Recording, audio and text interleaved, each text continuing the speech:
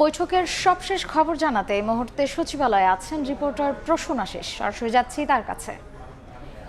আমি আগেই জানিয়েছিলাম যে সরকারি বেসরকারি পলিটিক্যাল ইনস্টিটিউটের যে পলিটেকনিক ইনস্টিটিউটের আন্দোলনরত শিক্ষার্থী তাদের একটি প্রতিনিধি দল ঠিক 12টার সময় সচিবালয়ে প্রবেশ করেছে এবং 12টার একটু পরেই সচিবালয়ে কারিগরি এবং মাদ্রাসা শিক্ষা বিভাগের অতিরিক্ত সচিব রেহানা ইয়াসমিনের সঙ্গে বৈঠকটি শুরু হয়েছে এবং প্রায় 2 ঘন্টার বেশি হতে চললেও এখনও সেই বৈঠকই চলছে।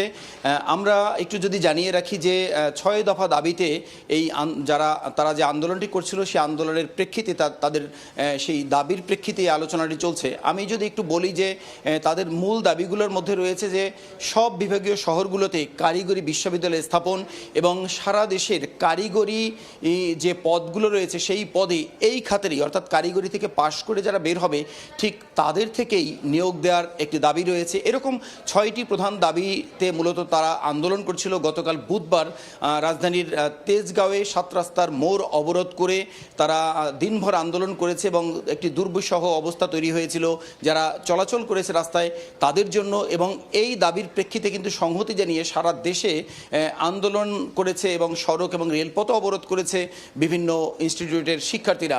তো এরই প্রেক্ষিতে তাদের আরেকটি আজকে একটি ঘোষণা ছিল যে তারা আজকে রেলপথ অবরোধ করবে। ঠিক সেইটি শিথিল করে তারা আজকে এই বৈঠকটিতে অংশ নিয়েছেন এবং এই 2.25 ঘন্টা প্রায় হলো এই বৈঠকটি চলছে। তারা যেটি জানিয়েছেন যে বৈঠকটি যদি ফলপ্রসূ না হয় তারা আবার তাদের সেই আন্দোলনের ঘোষণা আবার দেবেন এবং রাজপথ এবং রেলপথে তাদের কর্মসূচি রাখবেন।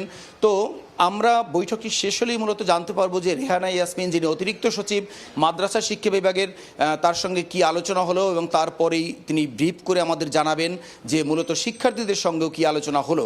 তো এই ছিল মূলত এই বৈঠকের সবশেষ অবস্থা। আমরা অপেক্ষা করছি যে এই বৈঠক শেষে তারা আমাদেরকে ব্রিফিংয়ে কি জানান, কি তথ্য দেন।